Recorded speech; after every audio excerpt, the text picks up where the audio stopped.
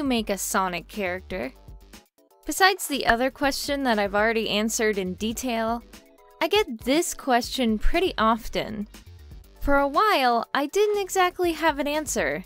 For me, creating characters just comes naturally, Sonic or not. I've been doing it since I was a kid, after all. However, I suppose it can be harder for some people.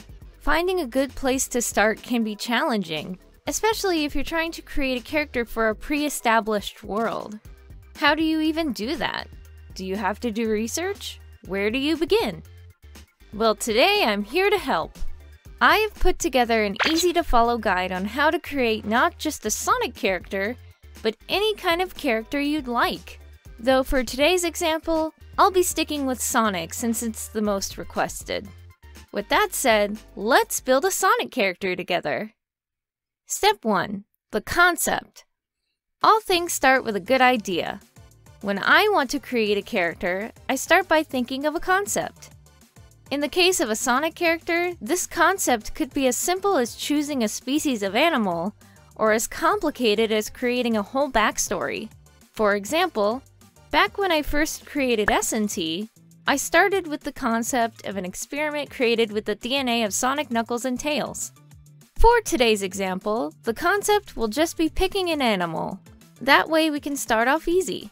Even something as simple as your character's species can tell a lot about them. They could be sneaky, like a raccoon, or friendly, like a capybara. For me, I've decided to reconceptualize a character I created in Gartic Phone a long while ago. This flamingo character. Now that you have a concept, it's time for the next part of your creation journey. Step 2. Research. Research is essential to creating something to fit into an already established canon. Don't be afraid though. Research can be a lot of fun, especially when you're researching something you like. Here's a great example. I did a lot of research when creating this Dungeons & Dragons character. This is Talabrina, a drow warlock who's cursed to have a childlike form. That was my concept, but in order to find out how she got that curse, I did a lot of research on drow culture in D&D. Turns out that a drow can be transformed into a drider by Lolth, a goddess worshipped by the drow. So Talabrina was changed by Lolth and exiled from her city, and she was forced to wander the Underdark in her hideous new form. That is, until one day she came across a magic sword that granted her the ability to change back under a pact. Though it wasn't quite the form she was hoping for. Now when it comes to doing research for a Sonic character, you have a lot of continuities to choose from. You could have your character live in the modern timeline or the classic timeline, or they can live in the Archie canon, the IDW canon, or even the Boom canon if you really wanted to.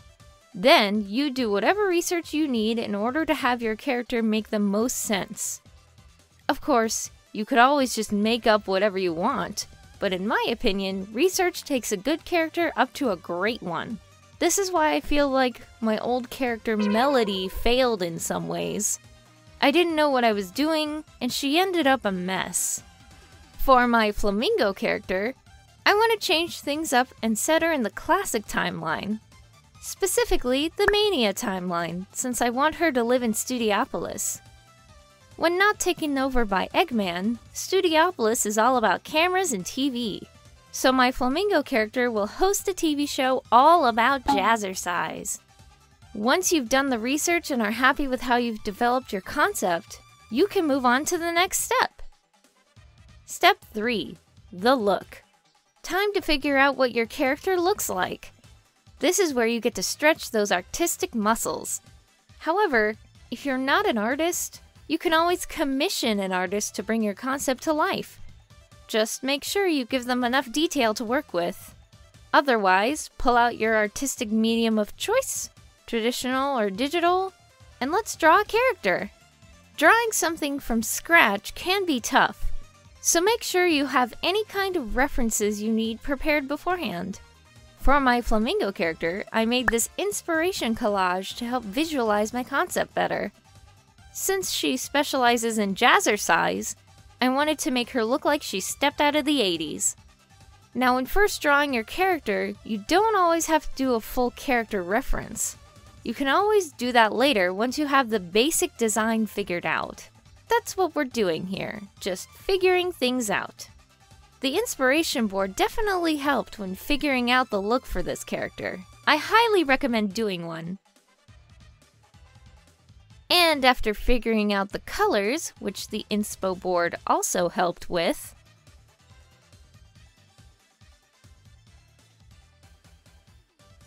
the character's look is complete. Now we can move on to the final step. Step 4, final touches. Now it's time to iron out those final details about your new character. For me, I have yet to name this character, so let's do that now. She's a jazzercise instructor, very athletic. How about Limber the Flamingo?